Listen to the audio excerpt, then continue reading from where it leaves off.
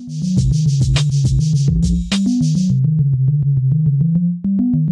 everybody. Thanks for tuning in to the Coaching Call podcast. On this podcast, we'll cover various types of coaching by trainers in sports, martial arts, fitness, and business. We'll discuss each coach's methods to getting the most out of their respective athletes or clients and how they attempt to change the platform in which they coach. Join us on a fun adventure as we discuss unique coaching styles. Coaching is a universal part of how we get others to get something done. Join your host, Rafael, and his guests on this unique journey in coaching. Hi, I'm Sifu Rafael, and this is the Coaching Call podcast.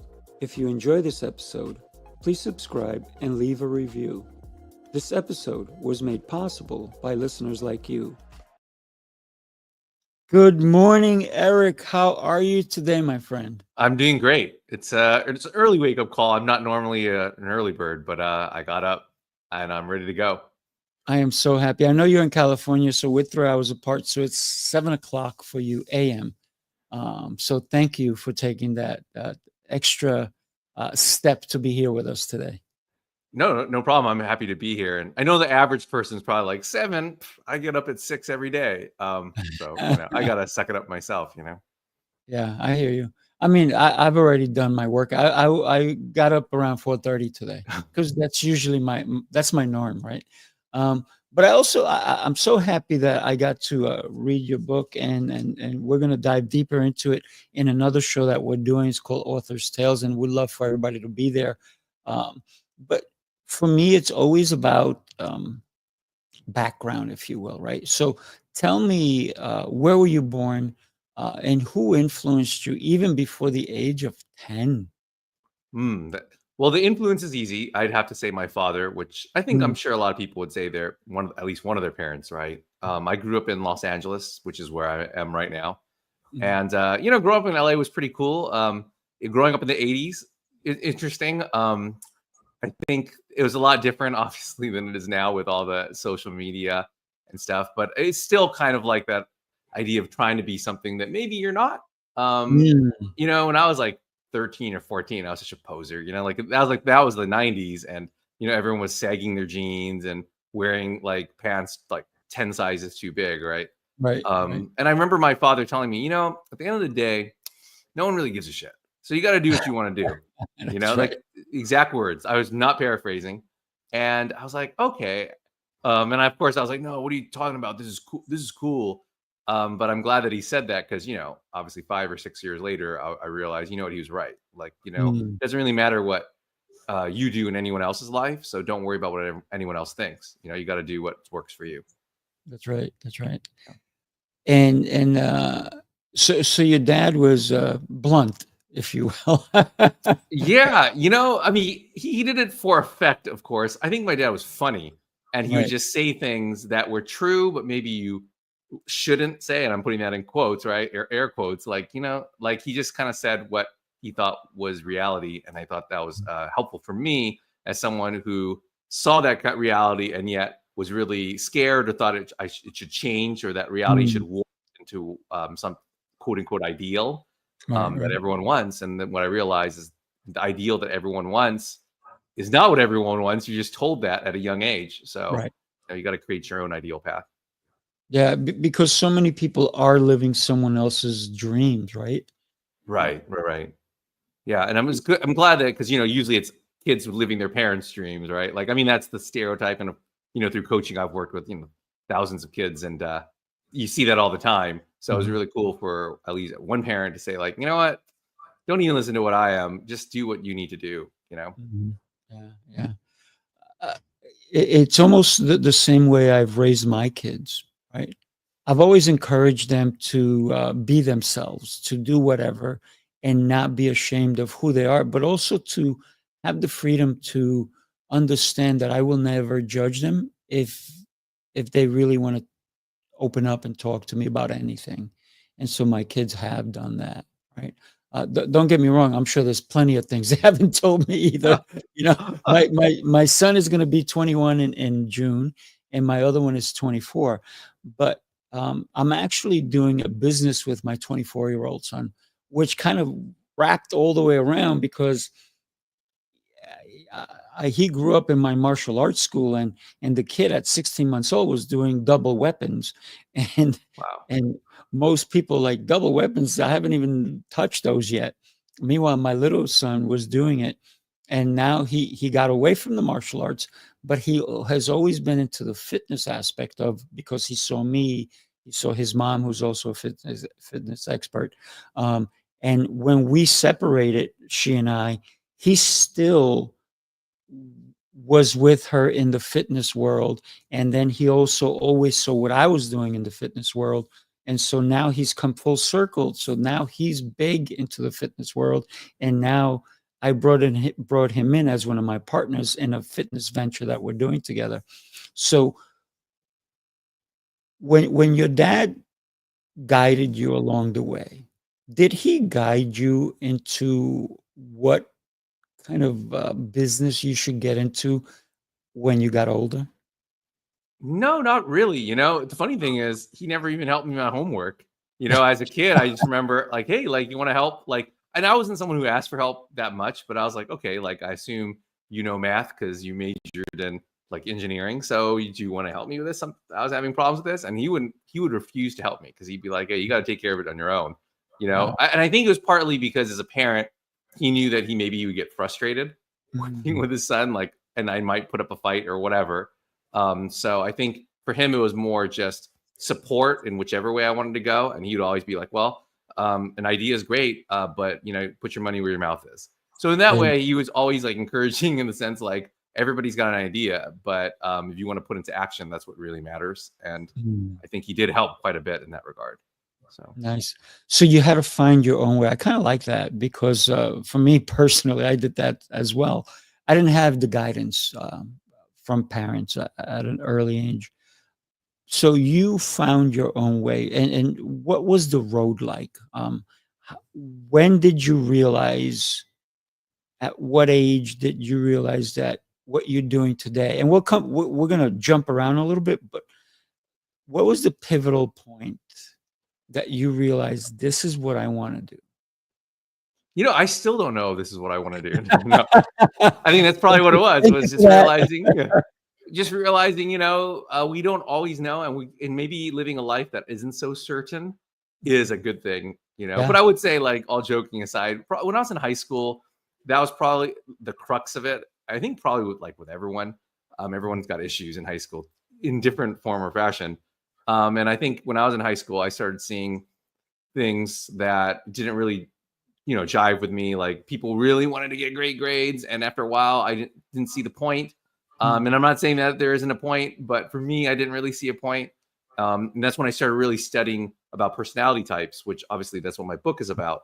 And realizing that we're all different, and we can have different goals, we can have different values, and the goals, of course, are based on those values. And I just went from there, and then I did a little detour to a certain extent and I studied screenwriting in college. And then I came back around, and I still use that. I integrate the two to this day. I do life coaching and writing coaching. And people always ask, like, what do those have in common? And I'm like, well, writing isn't about grammar or Right. structure. I mean, yes and no. Like, I think if you write in a way that people understand, that's important. But at the end of the day, it's about expressing your ideas, your feelings in the voice that's yours. And I don't think we can find our voice until we find ourselves, which is where the life coaching came in. So, but the creative aspect that I studied in college helped guide me towards something that I also enjoyed, which is just teaching people.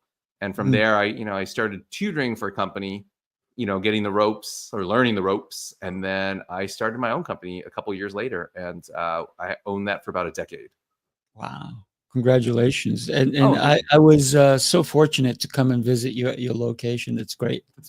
yeah, LA. Like, I couldn't be there today because at 7 a.m. I would take me. As you're talking about, take me like an hour and a half to get there, to travel like 10 miles. So Right. Yeah. When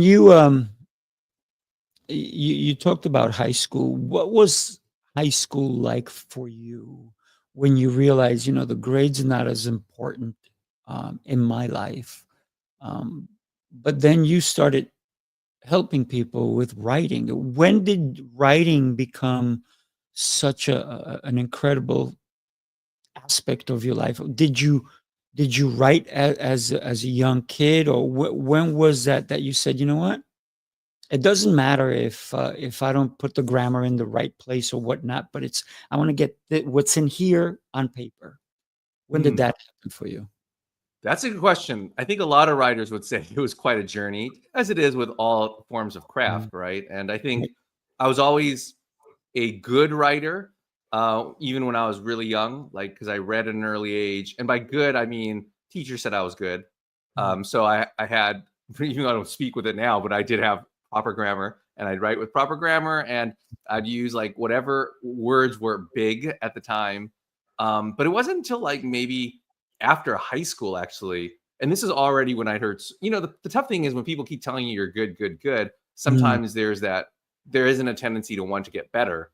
And I right. wouldn't say that I never wanted to get better, but I didn't realize how I need to get better until pretty much in college when I started taking creative writing workshops, and they were telling me, that's great, and what you're writing is really clever and really technically skilled, but it doesn't have a whole. Essentially, they were saying it doesn't have a whole lot of substance. There's a lot of style, no substance. Put your heart into it. Put like your actual voice into it. And it did take me a while to understand what they were saying and also agree with it, I think. And yeah, so probably like in my early to mid 20s, I really started working on trying to figure out what exactly was a story I was trying to tell and how to tell it. And I think any writer would tell you they're still working on it as they write today, and it's Right. just as I am. So Yeah. So you had to put meat on that skeleton, huh? yeah, like it's not just about making people laugh and being clever. Apparently, it's about like actually having something to say in a way that really connects with people. And I think maybe that's what was lacking, was it just seemed a lot of artifice, or like a lot of Mm. artifice.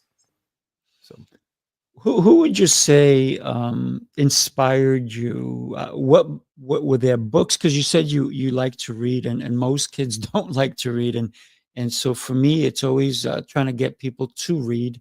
mhm. Um, One of the things I started in my martial arts school, I just did a free library, right? We called Oh, it the very Little cool. Free Library. So we have about 300 books. We couldn't even put them all up in the space that we have for it. So we just box the rest until people can take them, and then we'll refill it, because we want people to start reading, right? And then the other thing that I do for kids is that I have a shelf with all these different kids books, but their parents can't buy it. The kids can't buy it with money. They have to become student of the day, and then they Mm. can get a gold coin. They need 10 gold coins to buy a book, or they have a little prize basket, or they can take a prize, right? The kids that take a prize, they're like, okay. And I go, do you want some of these things? They're like, of course. I said, well, you need 10 gold coins. They're like, I'll take the prize today. Right. So they don't want the books, because all of a sudden now they have to invest, they have to Mhm. save, they have to think about it, and it's a goal.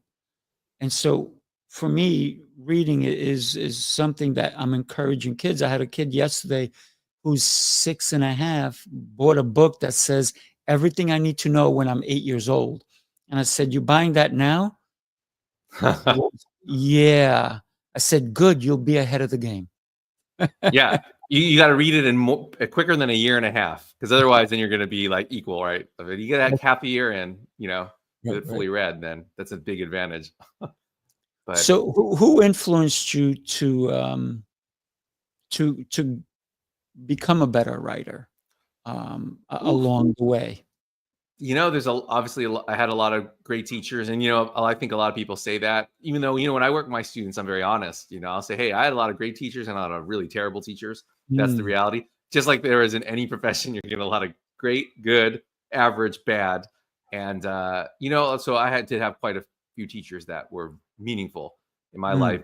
mm, My high school, when I was a high school senior, that English teacher was also like, he was probably the first person to say, all what you're writing is really sounds cool, but it's crap, and mm. you need to like do it better. And I was like, wow, okay, like that's a tough thing to hear when everyone's telling you how great a writer you are. So I Right, right, I better like change, or at least get better. right. So a lot of teachers. I always was around books.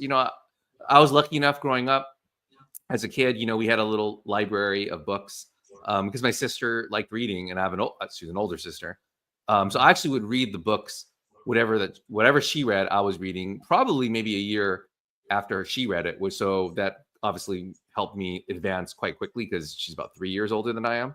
Mm. And I was just a typical young brother. I'm just like, oh, if you're doing it, then I'll do it because that seems pretty cool. Right, And yeah, so that helped quite a bit. So I think the easiest thing, and I'm sure everyone will tell you, the easiest way to be a better writer is to be a better reader.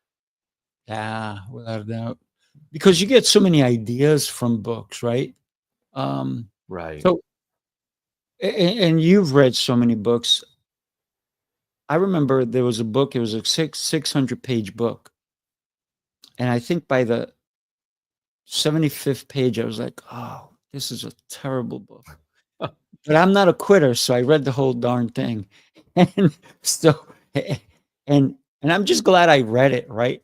But it wasn't a book that I'm like, oh yeah, this book I'm going to recommend to other people, right? But it was a very interesting book. Not to say anything negative about it, but it was drawn out, right? It could have been a 200-page book, and it would have been a better book.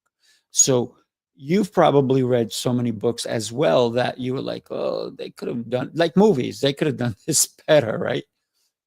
Yeah, well, I mean, it's also based on style, your own personal style, right? Or your own personal preference. Like, I hate Moby Dick, but a lot of Mm, people love that kind of thing. right, Um, right, I do think that it's since a book is the voice of the actor, the voice of the author, right? It's right. just like meeting a person, right? There's some people that you talk to and you're like, wow, this person's great. And you can have a long conversation and it feels like you've only been talking for a couple minutes. Right. Other people are going to be like, God, this guy's grating. And I think the same thing with a book, right? And it'll be different for each person. Like Mm, your favorite person will maybe not be your son's favorite person, right? And I mhm. think that's the same is true with authors and the books that they write, right? Like some people just like others better and connect with them better. And oftentimes it's based on our personality. Like if your personality type jives with the author's personality type, they're going to communicate in a way that you really understand and say things and write about content that you really love. So Yeah, love that, love that. When did you realize that the skills that you were developing would be useful to others? hmm, that's interesting. Like I never really thought of myself as developing skills. I just always did what I liked doing. And then it's only when you're an adult, you're like, oh, like I have some, I don't know if they're marketable skills, but I do have some random skills that I've developed over the course of my life. What is the book Outliers, where Malcolm Gladwell says like you need like 10,000 hours to get mastery of something. Now I haven't done that many things for 10,000 hours, but I think I've done quite a few things for like maybe 5,000 hours of my life, just because I was not the greatest student in the world. So got to do something with that time. Mm, But like I think when you see what you're doing helping you, I think my natural instinct was always like, it's working for me, and it seems like people are struggling. So maybe I can give some advice in this particular instance. I know my high school, when I was a high school senior, so my senior year, I was enlisted by quite a few people, a lot of classmates, to help with their college essays, which is mm. funny because I don't particularly think my college essay was very good that I wrote. But that it was at probably around that point where it's like, oh, not only can I help people younger than me, but I can help my peers. And I think Mm. that's probably one of the more important lessons that I learned, is that no matter what age someone is, a younger person can definitely teach me, and I can learn quite a bit from my own students. And I can also teach those older than me as well. Yeah, yeah. So Well, I love the energy that you bring in understanding people, and it's definitely in the book you've written, right? And it's the power of personality. Unlock the secrets to understanding everyone in your life. Can we really understand everyone in our life? we can try. I think that's the most important thing, right? We can, like you do fitness. Can we all be at a supreme level of fitness? No, but we can try, right? Like, so that where we can get to maybe our own individual level. And I Mm, think that's true too. Like my whole point of writing the book was that to make it kind of a guidebook, and I would mm, love for it to be just force a habit where the more you learn about someone, maybe your opinion of their personality type changes. A lot of people say, oh, that person's changed. It's like, no, just your perspective of them has changed. You're learning more about them, right?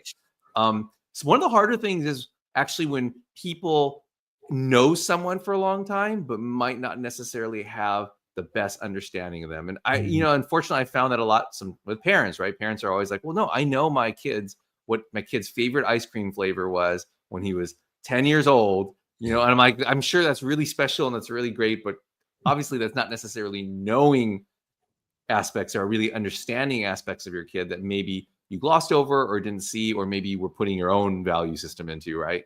And I think that's what I wrote the book for, is to let people know, look, this is like kind of like a methodology you can use, gather information and keep gathering information your whole life about people, and just see how your understanding of them will grow. And I think it can help for sure. I love how we put an ID on someone, right? What you're talking about, we put our own thoughts into what this person should be like, what they don't like. Meanwhile, we forget to ask. Do you like strawberry ice cream or is chocolate better, right? Right. Especially kids, right? So some kids just do exactly what their parents want, right? So and the parent, I one time was working with or actually I was talking to a parent, and it was sad. I was also a Boy Scout leader. I was an assistant scoutmaster. So that was actually, I might have skipped that, but as a scout, even when I was a kid in my like high school years, you're in charge of younger boys, right? You're in charge of leading them. And that was actually a huge deal for me, because you're leading people younger than you. You're also leading your peers. But anyway, as an assistant scoutmaster, I was talking to one of the parents, and he was complaining that his son was like not taking initiative. He wasn't doing things on his own. And of course, I was like, yeah, that's something that, of course, I did pull the old man card. It's like, well, yeah, in past generations, people used to do that. No, but like, I was like, yeah, that's something that kids got to learn, is they got to do that, yada, yada, yada. And so then the kid comes by and he tells his dad, like, oh, so for this project, I was thinking of doing this, this, and this. And the dad was like, no, you got to do it like this, this, and this way. Do it that way. And the kid was like, oh, okay. And then he walked off. And I just remember had me thinking, like, well, clearly the dad doesn't realize that the reason why his kid's not taking initiative is he's basically forcing him to do what he wants. And I think that's the problem, is I think parents, and like, it's also common in like romantic relationships. We often don't know how we're pressuring our significant others or our kids into doing the things that we want to do, or becoming the person that we want to be, when, especially in romantic relationships, the reason probably why you like that other person and are attracted to them is because they're different than you, right? So it's kind of a funny thing where you're attracted to them because they're different, and then you end up hooking up and getting into a relationship, and then you just spend most of it trying to change them. So that can only end badly. I think the only person that we should really focus on changing is us, right? Yeah. And by change, we mean, I always think of it as growing. Like I always say, people don't change, but we grow, and we can grow into better versions of ourselves or worse versions of ourselves, which is why it's so important to have that mindset of like, no, I am this person, but I can be a better version of this, but not be someone else's person. So, correct. Yeah. Let me share this with you and everybody else. Take a look. Hi, I'm Sifu Rafael. Let's get something clear. This isn't just another fitness challenge. This is a 90-day reset, an experience designed to realign your movement, retrain your mindset, and reignite your metabolism from the inside out. Most programs give you a plan for your body. This one gives you a method for life. Every morning, you'll wake up with purpose, because your workout, your hydration, your journaling, it's all connected. This method isn't about going harder. It's about going smarter. It's not about restriction. It's about real alignment. And it's not just what you're doing. It's about who you're becoming as you do it. If you ever felt stuck, scattered, or burnt out, this is your chance to take it all back. Movement, mindset, journaling, nutrition, hydration, fasting. One powerful system built from my personal journey and now passed on to you. It's time to invest in you. Spots are limited. click the link, join the waitlist, and let's reset your life with Sifu's mind-body method. That's it. Reset your life, right? I like that. Yeah. I like that a lot of it was physical because, sometimes we think of resetting only in the mind, but it's like, well, it probably starts a lot in the actual body first, right? Well, the gut and the brain are connected. So we need to also think about bringing more oxygen to your brain so you can get rid of that foggy thinking or head, if you will. So many people, all they focus is on building their businesses, but then they forget the most important part. Yeah, no, They're building 100%. their wealth, right? Build your wealth, and then your health suffers. Yeah. Okay. I mean, what they say at the end of the day, everyone, at the end of the game of chess, the king and the pawn go back in the same box, right? We all go back in the same box. So it's more about the game itself and being, healthy within that. Yeah. So you started, Eric, and I love the story of how you became who you are today. You started working for a company in helping others. Tell us how you even found that company, what and how long were you there, and what was the catalyst for you to say, I can do it on my own and maybe even better? Yeah, I was there. I found it randomly. It was just one of those things where it's like, oh, they're having teachers in the area. I could teach. I've been doing, assistants. I've been working with kids my entire life up to that point. I was probably in my mid-20s. I used to coach high school basketball as well. So working with kids was not something that I was unfamiliar with. Right. To use a double negative there. But so I just found this job and I did that for about a year and a half. And it was working with underprivileged kids in different school districts, especially the LAUSD, which is the Los Angeles School District where I'm from.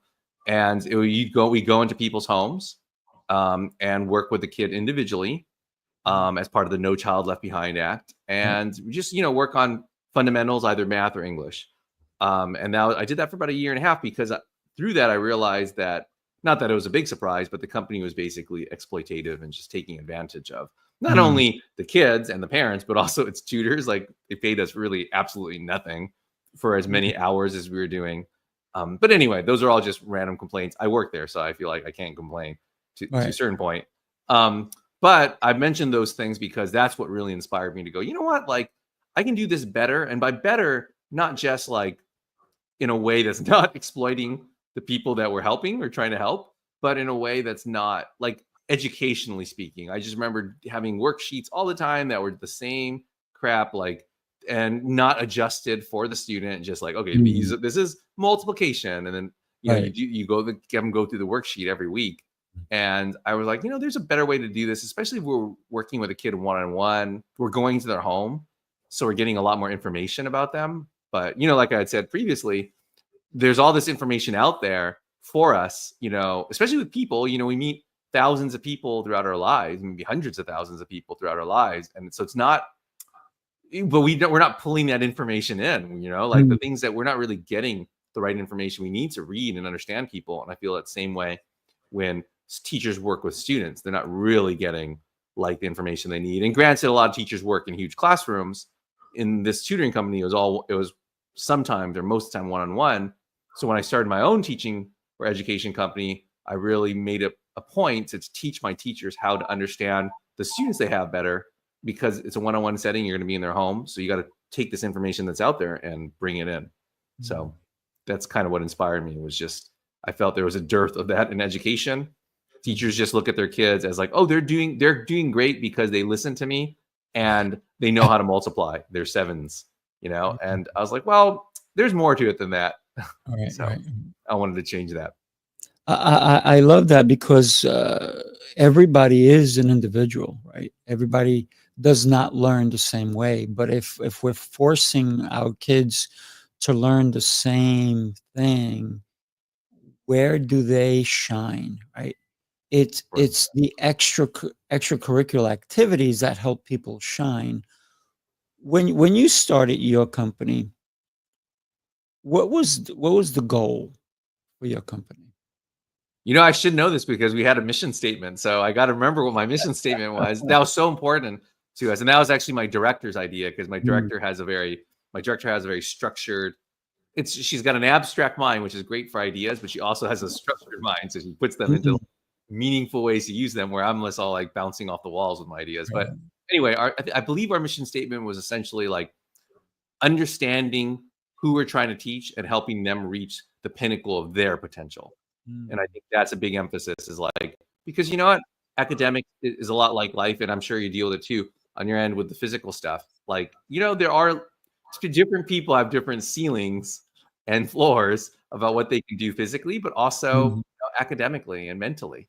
You know, I think sometimes kids are so quick. We're quick to easily say, oh, you know, I'm not athletic, right? But you never really see anyone say, yeah, I'm just average. I have average intelligence, right? So it really comes down to like not thinking of not having like an average intelligence or getting average grades as being stupid, you know, because no one's stupid, and we can all achieve certain levels of success. We just got to find what's our wheelhouse, like what are the things that we can be good at that might not necessarily be involved in school. You know, I would trade some of the knowledge of history that I have for the ability to like weld. That would be so great. Like if I could weld, I don't care how much US history I know. Just let me know the governmental parts, like let me know the civics and remember that. And I can forget all about the wars if you could teach me how to weld. So, hey, it's not too late to go and get somebody to teach you, right? that's true. No, 100%. I just gotta find a good teacher. That way, I can like build a barbecue pit. That's the funny thing, is like I just want to learn how to weld so I can build a barbecue pit so I can barbecue. But you know, But here's the funny thing. What you just said is your mission is to build a barbecue pit, right? But then once you get into it, you're going to go, wait a minute, I can build this, I can build that, I can build this. And so that's where passion meets the road, if you will. It's for me. So passion is something that we don't let our youngsters get involved with as much. It's because we have to be smart, we have to get A's, we have to do this, we have to do that. And when we're in school, that's the focus. It's not passion, right? Because right. a lot of people drown those kids' dreams because it's like you're never going to get a good job doing that, right? Yeah, one of my favorite quotes, and I believe I probably threw it in the book because I probably use this quote all the time. It's from Nietzsche, and he says, like, true maturity consists in regaining the seriousness one had as a child at play. You know, and I think you're exactly right. We take that magic out of things, right? Like, it's just more like the moment even a kid says, oh, like, has any magical idea or passionate idea about anything, people are like, that's great. But, you know, when you get older, you're going to have to learn to take those passions away and do things objectively, because that's how you're going to take care of yourself. And it's just kind of like, I think a lot of kids are taught that that's what it means to be an adult, is to live without passion and to live without magic. And I think that's just foolish. You know, Einstein also has, I'm paraphrasing this one, where Einstein just says something like, you know, that if you don't believe in magic, you might as well be dead. And I think that's very true in life. Is like, if we don't want to have any passion about anything, then that's not being an adult. That's not being mature. That's just being an idiot, to be honest. So Thank you for that. yeah. Yeah. That's definitely something my dad would say. So It sounds like your dad's a great guy. When you and you talked about your sister being 3 years older than you, and when we were together and I came to visit you, you talked to me about your nieces and nephews, right? And how you love spending time with them, and just letting them be, and sharing, and it's almost like you become a kid, right? Um, why is that important to you? you know, I mean, I think I like working with kids and hanging out with kids in general, just because there's a certain lack of, you know, pretension that Mm, is refreshing. And I can also see how that lack of pretension can become pretentious when they get older and they're told, oh, this is what it means to be an adult, quote right. unquote, right? I think my niece had said that one time, where like, that's not being an adult. Being an adult is owning a house. I'm like, really? Oh, okay, interesting. Like, that's an interesting take on that. So I do like working with kids, because you can prevent that from happening. You Right. know, like when you meet like someone who's in their 40s and they have no idea about anything, and they've been doing something for a job for 15 years, and they hate it, but they're just realizing they hate it, but they don't know what they like. I want to prevent that from happening. So working with kids really inspires me to do that, because there's a certain kind of potential that you can see there.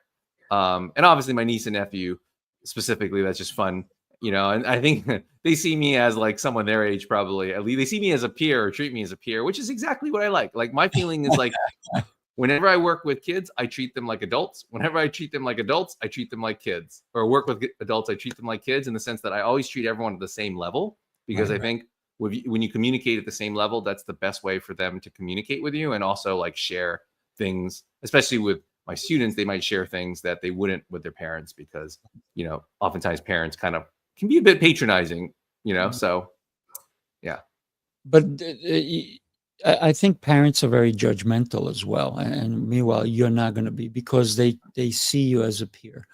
When you take on a new kid, what's the age range that you work with? A lot of, I can work with different age ranges. I think the most common is probably starting around 10 or 11. Probably 11. And that's the start of adolescence, right? So I think that's when parents are going, God, like, my kid isn't listening to me anymore, or they're giving me a lot more trouble than they did when they were this cute little 8-year-old who just wanted me to like buy them cookies, And so I think around junior high school, that's when I start working with students, and then I'll work with them, up till like college level. I have a student who's in college right now, and I help him with things, and it's a great. And not everyone loves teaching that, especially junior high kids. I think that's a lot of teachers' least favorite grade. I love it, because I think all junior high kids, as we all know, we were in junior high school, they're all insecure. And I think you can use that insecurity in a good way, not necessarily to alleviate it per se, but to empower it, right? Like, they're always going to feel that way as they grow up. Like, I'm not trying to take that pain away. I'm trying to use that pain to like grow from it, so that you can have power when you become an adult. Like, one of my students told me something the other day, which was great. She's like 12, and she was like, I don't want to grow up. And I was like, I know exactly how you're feeling and exactly what you mean. And I just told her, you will grow up, but you don't have to grow up in the way that you think you have to grow up, or maybe the way that you've been told that you have to grow up. And I think that goes back to that, what we talked about before, which is that, maturity consists in keeping that passion you had as a kid, right? That seriousness you had when you were playing, that's passion. And I think sometimes it feels like for kids, when they grow up, they got to take that away to become an adult. And I love telling kids that, no, that's not the case. In fact, you have to like, not only do you not throw that away, you got to really lean into that, because that's how you're going to be really successful. And then you meet those people who are in their 30s, 40s, 50s, who love their job, and who don't care necessarily about how much money they're making, but they're very successful in the job that they have, and they love it. And that's how you get there. Yeah. Love that. When you're working with the kids, are the parents involved as well, or is it the parents like you deal with them? I think most parents are just like, no, you got it. Like, take it, take the reins. I remember one time, and these were kids I worked with for a long time, but I started working them when they're like, one was their siblings. So one was like a 5th grader, and I think one was in 7th grade. I was working with them, not together, but essentially at the same time. Right. And I remember that mom, when I met them at the library, actually, and the mom, they had like, my friend would say, they had a shit face on, like they were just so miserable. And I go into this room, and the mom's like, oh, she introduces them, their names. She's like, okay, bye, see ya. I'll be back in a couple hours. I'm like, oh, okay. And then I asked, and they just looked so miserable. And obviously, it was actually it was a quick bonding session. Like, we actually got along really well once they started realizing that I wasn't going to be like a strict teacher. Right. But it was just funny that the mom was just like, nope, go ahead. Yeah. And that's usually the case, and I always tell parents all the time when I work with their kids, I'm like, look, I'm going to tell them that school is not important. I'm telling them that grades are not important. I will also tell them there are things in school that they learn that are going to be important that might not necessarily be in the classroom, or actually specifically about what the class is teaching. And I'll be honest with them. And I always tell parents, look, I told you from the beginning, so this is what I'm going to do, and you got to be okay with that. If you're not, then you don't have to hire me. So, Yeah. Do parents give you pushback when you say, "I'm going to tell your kids school is not important"? Refreshingly, I've never gotten any pushback, and maybe it's Really? because the parents who find me on the recommendations of another parent who has seen their kid grow up, and they've seen that kid grow up, and are like, oh wow, they grew up into a pretty like upstanding citizen, or whatever, or thoughtful. Generally, I think my style of coaching helps kids become more thoughtful adults, which I think Mm, is the most important thing. And I think it's one of those things that it's hard to define for people. Like you can't like quantify it in a grade. You can only quantify it by like interacting with someone and like going, wow, okay, that was mm, a pleasant experience. And I think a lot of parents want that for their kids. So they assume when I'm telling them these things, this is the path that it takes to get there. I mean, it might be a rough path for them when the actual actions start taking place, like where they're like, oh my gosh, like I can't use grades to get my kids to do what I want. mm. But for the most part, it's not a particularly painful experience. Right. So, Eric, what possessed you to dive deep into the power of personality, which is the title of your book, right? And I love how you broke it down. But what was when did that start to formulate in your head, in your doing, your no? Because I'm also I love people watching. Oh my God, is it an incredible habit? What and I want to say thank you to Gordon. He gave us a little heart, so I appreciate that, Gordon. Thank you. He's all the way from Canada. Um, Anybody listening to this, you may want to listen to the next part of what Eric is going to tell us. Yeah, I think it all comes down to feeling like a weirdo in high school, even though Mm, not necessarily acting like a weirdo. And by weirdo, I mean that in the best possible way, of course, 'cause I'm talking about mm, myself. But just realizing that my values were different than other people's, and that's okay. And I think as I started studying it, I started seeing particular flaws in other personality typing methodologies. Everyone is probably familiar with. If you're familiar with personality typing, you're definitely familiar with Myers-Briggs or MBTI. You probably took a test in college that gave you 4 letters that you may or may not remember. mm, But it was doing that, which I learned a lot about that. But I started seeing like I don't really believe in introversion, extroversion. Like mm, I do see that it's very easy for us to observe it in people. But at the end of the day, a lot of the complaints people have about personality typing is they'll say like, oh, well, yeah, but I'm introverted in this situation and I'm extroverted in this situation.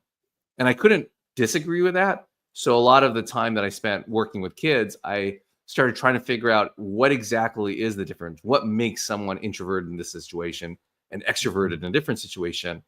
And then that's when I realized it really just comes down to our value system, right? And that we value different things. And it's unfortunate when we talk about different types of personalities and different people, we're very quick to accept superficial differences.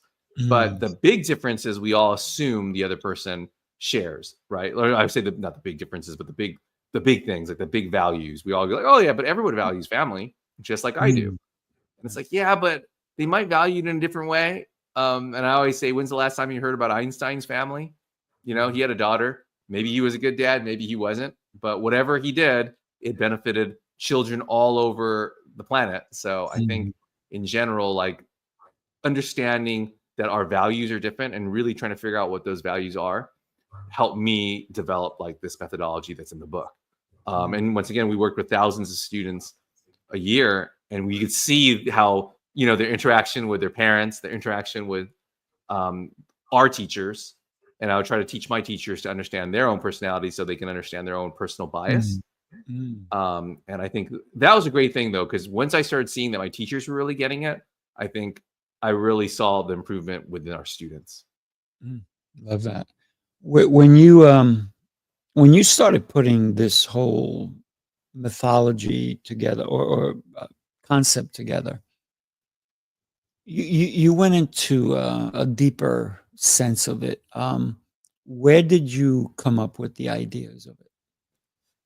Actually, a friend of mine was helping with the animals. I use animal personality types, Mm, right? So I was like, well, that'd be a cool thing for people to remember, right? And so a buddy of mine was throwing ideas out there, right? like the symbolic representations. Like the fox is easy. Everybody knows what a fox personality type is like, just based on what we think of foxes. Others were a little bit harder to categorize into an animal. But really it came from that. And I developed like a person named David Kersey. He had a book, and I kind of read that, and I love that. And it was like, that was itself was a development of Myers-Briggs. So I did the same with his ideas. I tried to develop them a little further in terms of how to like diagnose, because really at the end of the day, like I say, there's 16 different personality types. That's exactly how many Myers-Briggs has. But the way I get there is very different. And that makes all the difference, because, you know, I'm always saying like finding out someone's personality type is like a diagnosis. And, you know, oftentimes a lot of these books, they just have like this very cookie cutter test in the beginning that people take, you know, and like then they get their type, and then they have all these prescriptions based on like a 5-minute test, where I'm like, yeah, but what if you get the diagnosis wrong? Then the treatment can be really harmful, right? So my book is designed to actually teach people to be the test and to teach people to diagnose properly. So you broke it down into different animal types. Tell us the breakdown. It wasn't just animal types, but then you broke it down even further into 16, right? So would you mind sharing that with us? Yeah. You know, like I call them, there's 4 personality packs, right? And I call them gatherers, hunters, shamans, and smiths. And each one of those packs has a different core value. And I always tell people, yes, you can value something that another pack values too, but I guarantee you, you're going to prioritize them differently. Right. And once you know what pack you're in, then within that pack, there are 4 different animal personality types. Of course, 4 times 4 makes 16. To describe the packs in a nutshell, it's basically the gatherers make up half the population. They value safety and security. And I'm sure that's something that everyone's familiar with, because that their value system tends to get pushed onto everybody, because they make up a large percentage of the population. And, you know, when you think of like safety and security, that's the reason why we have society, right? Is that we have people maintaining our order, right? Otherwise, we'd have chaos. So when you think of like teachers, a lot of elementary school teachers are gatherers, you know, obviously police officers, anyone who's organizing and structured and trying to keep society safe and secure, that's a gatherer.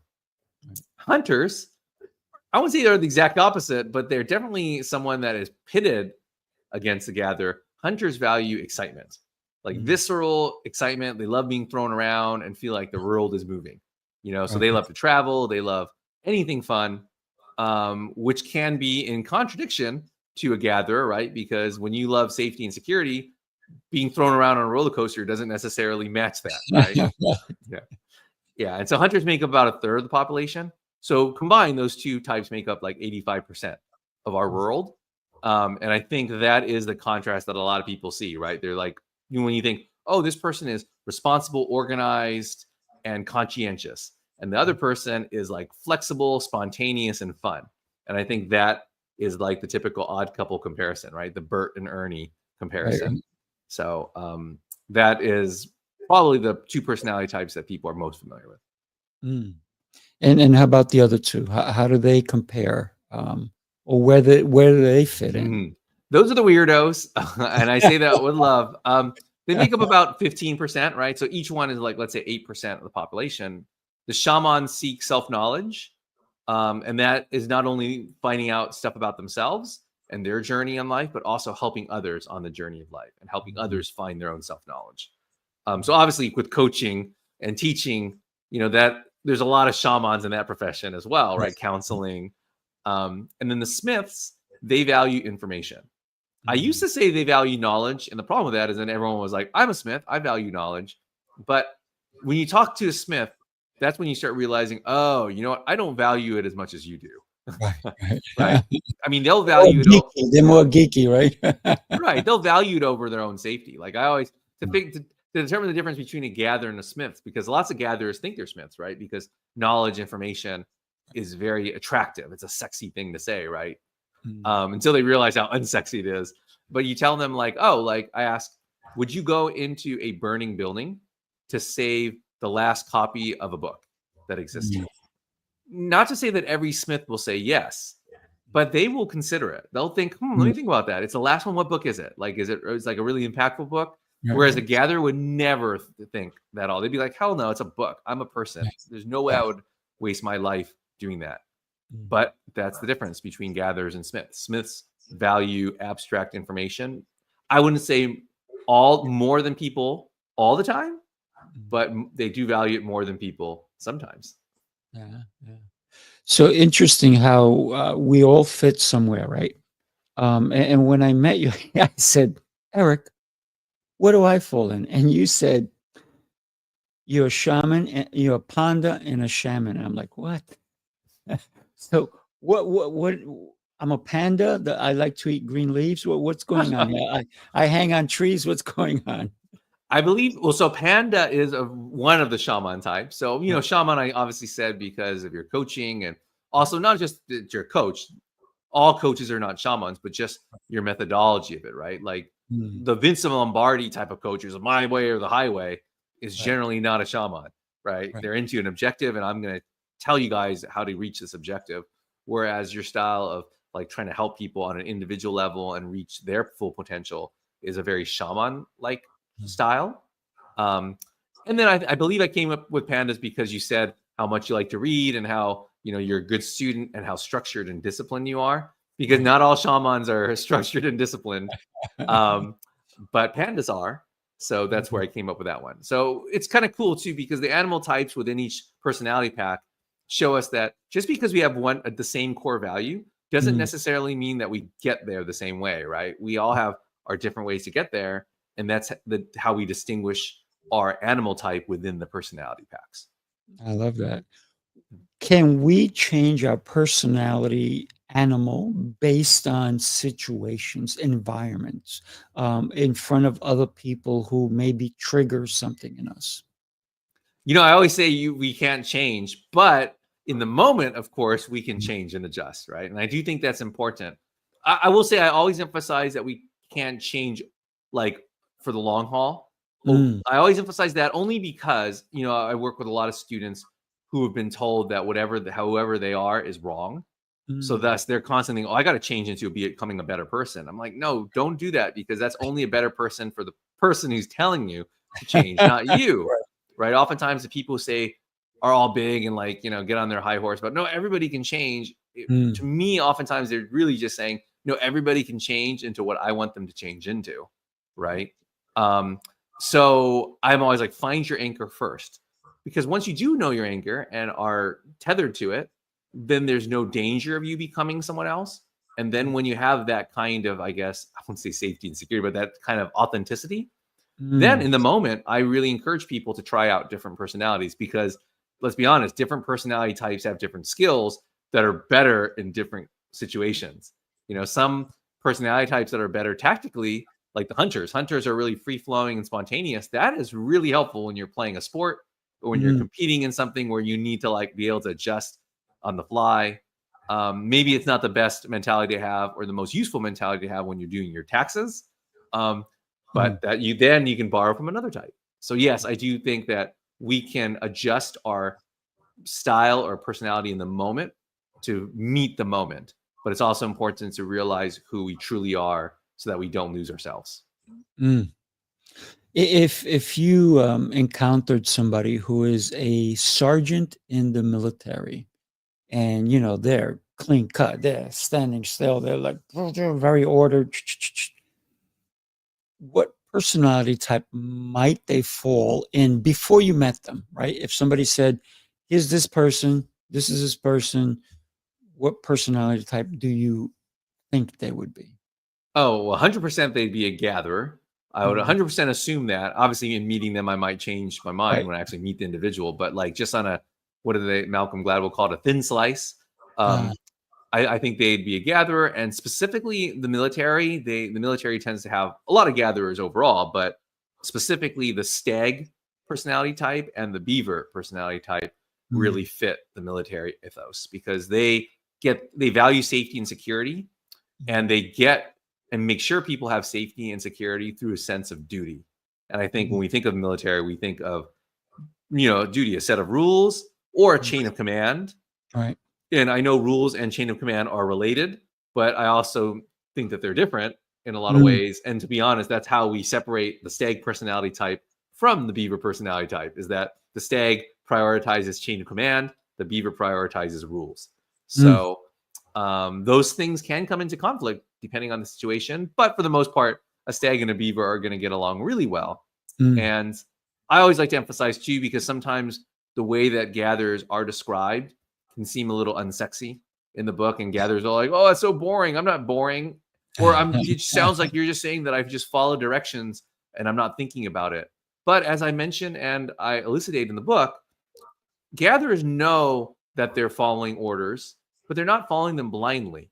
But Mm, oftentimes, I shouldn't say never, because at their worst, yes, they follow them blindly and they don't think about what they're doing.